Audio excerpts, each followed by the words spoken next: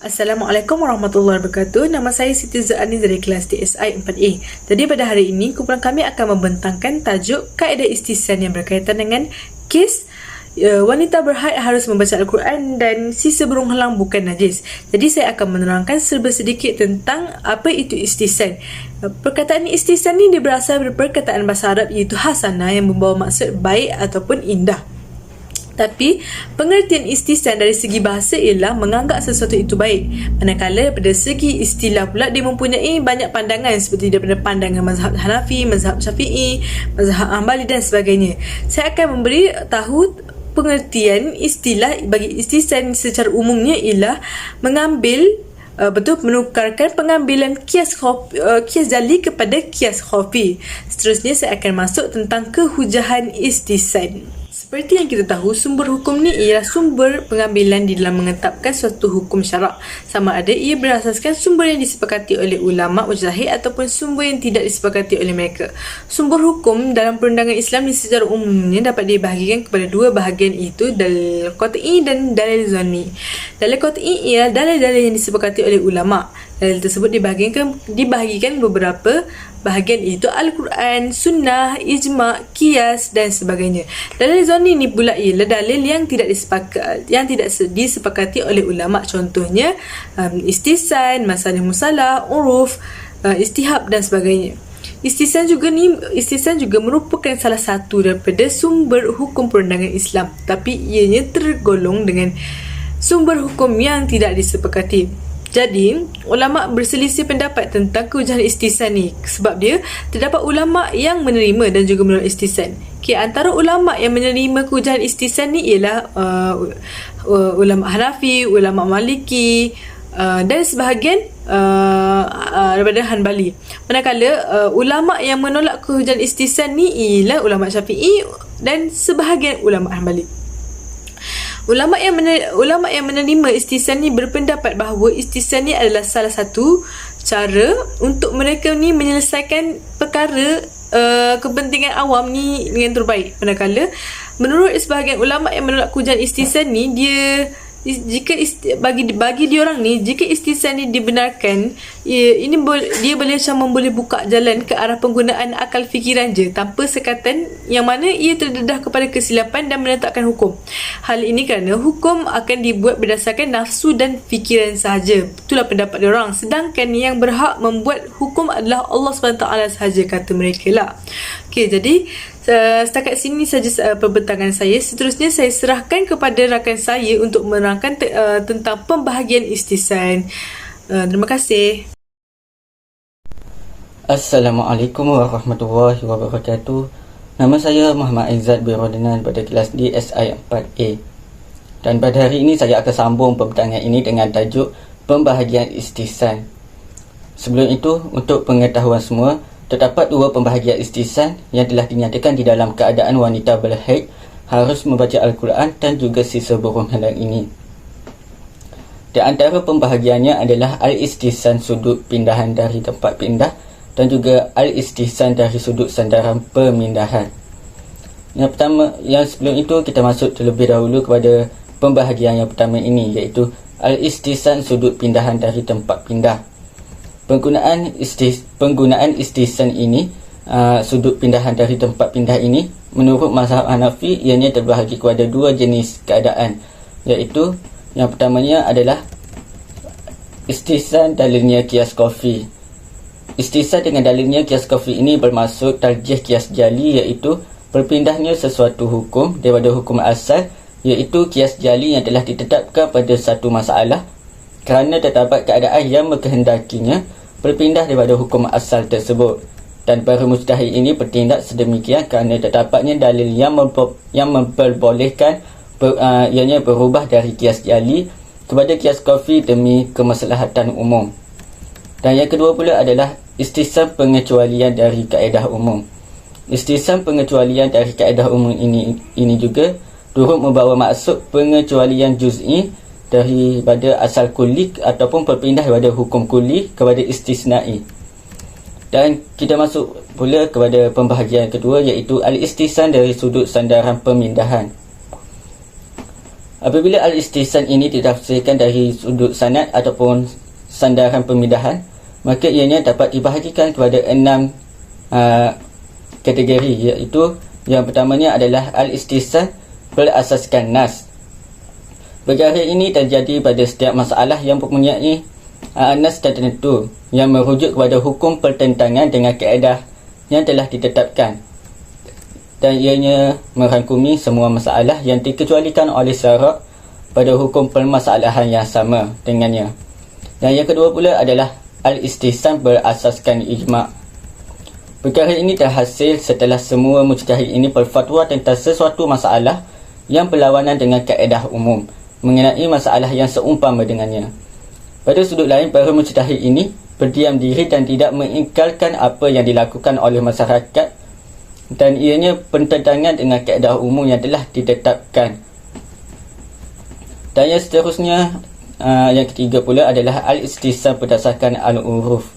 Hal ini berlaku pada masalah yang menjadi amalan dan juga kebiasaan masyarakat, dan ianya bertentangan dengan kaedah umum.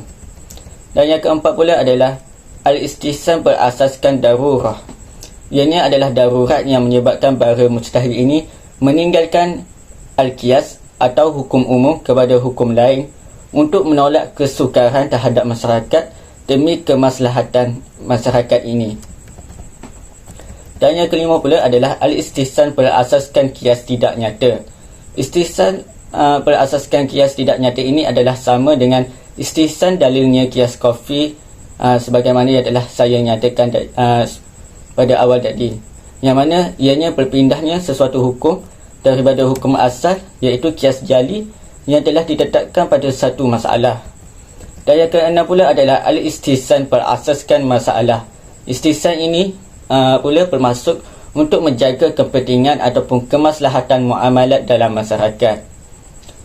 Dan setakat itu sahaja daripada saya.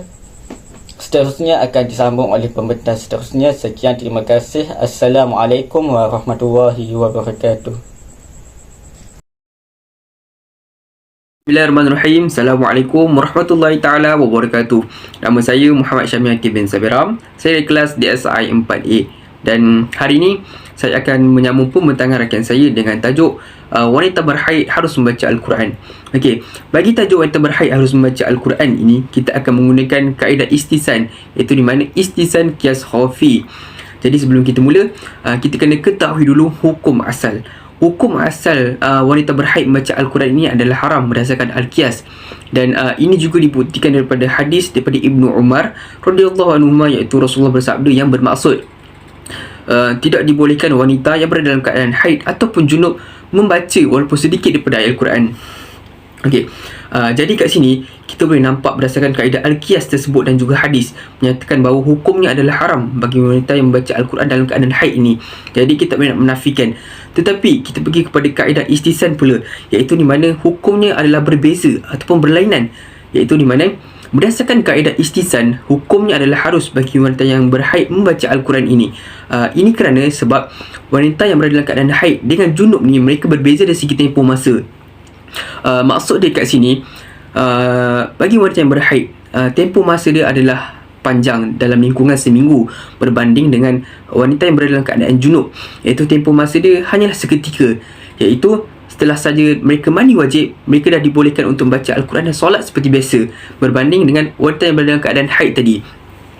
Okey, jadi dekat sini kita pergi kepada masalah. Okey, masalah yang akan dihadapi sekiranya hukum baca Al-Quran ini adalah haram bagi wanita yang berhaid. Sebagai contoh pertama yang saya bagi, dalam situasi di mana pelajar tahfiz. Okey, pelajar tahfiz nak menghafal Al-Quran, dan ini dah menjadi keharusan bagi mereka untuk membaca Al-Quran. Okey, sebab maslahat untuk membaca Al-Quran itu lebih besar bagi mereka, dan sekiranya dia diharamkan, maka susahlah untuk diorang untuk menjaga hafalan diorang. Okey, kita pergi pula kepada contoh yang kedua, iaitu di mana contoh kedua ini dalam situasi di mana kita tahu bahawa keadaan wanita yang berada dalam keadaan haid ni, jangka masa diorang agak panjang dalam masa seminggu, dan dalam masa itu juga diorang boleh mengalami masalah tekanan dan juga emosi, dan diorang dah tak nak solat dan tak nak membaca Al-Quran. Jadi diorang nak bergantung kepada siapa lagi, sebab hukum asal adalah haram. Jadi kita menggunakan kaedah istihsan, iaitu di mana hukumnya harus membaca Al-Quran bagi wanita yang berada dalam keadaan haid. Dan ini juga merupakan satu inisiatif bagi wanita untuk menguatkan diorang punya iman, menguatkan punya emosi dan mengelakkan diorang daripada perkara-perkara yang tidak diingini berlaku dengan membaca Al-Quran. Jadi sampai situ saja pembentangan saya. Saya akan serahkan pembentangan saya kepada rakan yang lain, dan sekian, wabillahi taufiq wal hidayah. Wassalamualaikum warahmatullahi taala wabarakatuh. Hai, Assalamualaikum warahmatullahi wabarakatuh. Nama saya Nur Ayuni binti Azhari daripada kelas DSI 4A. Okey, saya akan menyambungkan pembentangan kami iaitu tentang sisa burung helang tidak najis. Okey, sebelum saya ulas tentang istisan melalui konsep burung helang ni, saya akan terangkan terlebih dahulu hukum asal sisa burung helang. Menurut ulama Hanafi, sisa makanan atau minuman burung helang ni ialah najis dan haram. Hal ini kerana ia dikiaskan dengan sisa binatang buas yang lain, sebagai contoh harimau, serigala, beruang dan lain-lain yang dagingnya tu sudah jelas haram dimakan. Tetapi macam mana kita nak yakinkan yang daging haiwan ni memang betul-betul haram dimakan? Okey, kita refer balik ayat Al-Quran dalam surah Al-A'raf ayat 157 yang membawa maksud, dan ia menghalalkan bagi mereka segala benda yang baik dan mengharamkan kepada mereka segala benda yang buruk. Jadi, apa yang dimaksudkan baik dan buruk ni? Menurut Al-Maraghi, makanan yang baik itu ialah makanan yang dirasakan baik oleh perasaan manusia, bahkan yang berguna sebagai makanan yang berzat lagi berkhasiat. Manakala penerangan bagi makanan yang buruk pula ialah makanan yang pada hati sesiapa pun akan merasa jijik untuk memakannya. Macam sebagai contoh, kita nampak orang makan daging ular, daging harimau, kita sendiri, hati kita sendiri rasa macam gelinya kan, betul tak? So tapi kecuali lah macam situation tu darurat, betul tak, yang terpaksa makan juga. Okey, seperti yang telah dijelaskan daripada awal pembentangan kami ni tentang istisan. Okey, istisan ni kan dia menukarkan sesuatu hukum daripada hukum kuli ataupun umum kepada hukum pengecualian kan. Okey, jadi menurut istisan ni juga, sisa burung helang ataupun mana-mana burung menyambar yang lain tidak najis kerana binatang tersebut makan dan minum hanya menggunakan paruh dan bukannya lidah seperti binatang-binatang buas yang lain macam harimau. Okey, paruh juga hukumnya suci kerana ia dikiaskan sama dengan mulut manusia yang bersih, sebab kita pun makan gunakan mulut kan, bukannya lidah. Betul tak? Oleh itu, setelah diteliti isu ini, daging burung helang tersebut sememangnya haram dimakan. Tetapi air liur yang keluar daripada dagingnya itu tidak bercampur pun dengan sisa makanan yang dimakannya kerana ia makan dan minum menggunakan paruh dan bukannya lidah. Okey, sampai di situ je pembentangan saya. Saya akan serahkan kepada kawan saya untuk bentangkan tajuk dia pula. Assalamualaikum warahmatullahi taala wabarakatuh.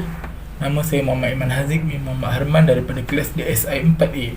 Dan hari ini saya akan menyambung pembentangan kumpulan saya, iaitu dalam tajuk kaedah istihsan, iaitu wanita berhaid harus membaca Al-Quran dan juga sisa burung helang tidak najis. Okay, kita pergi kepada kesimpulan terus.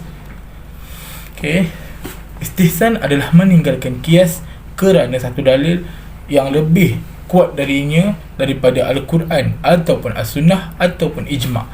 Okay, Imam Al-Sarakhsi Al-Hanafi menyebut beberapa lagi definisi, antaranya meninggalkan qiyas dan mengambil hukum yang lebih ringan dan lebih memudahkan orang ramai, serta mengambil keringanan, kemudahan dan keluasan. Dalam kata lain, istihsan boleh disebut sebagai meninggalkan hukum yang sukar dan mengambil hukum yang ringan kerana maslahah ataupun masalah yang berlaku.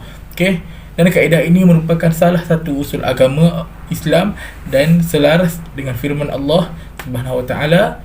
A'udzubillahi minasyaitonir rajim. Bismillahirrahmanirrahim. Yuridullahu bikumul yusra wa la yuridu bikumul usra. Maksudnya Allah Subhanahu wa taala mahu memberikan kemudahan kepada kalian dan dia tidak mahu memberikan kesusahan kepada kalian. Surah Al-Baqarah ayat 185. Jadi sekadar itu sahaja daripada kami. Semoga apa yang kami bentangkan pada hari ini memberi 1001 manfaat kepada kita yang mendengar dan kita yang mempelajari ilmu ini. Mohon maaf atas kesilapan dan kekurangan daripada kami. Semoga pembentangan ini memberi manfaat dan menambahkan lagi ilmu pengetahuan kita dalam pembelajaran. Semoga berjaya.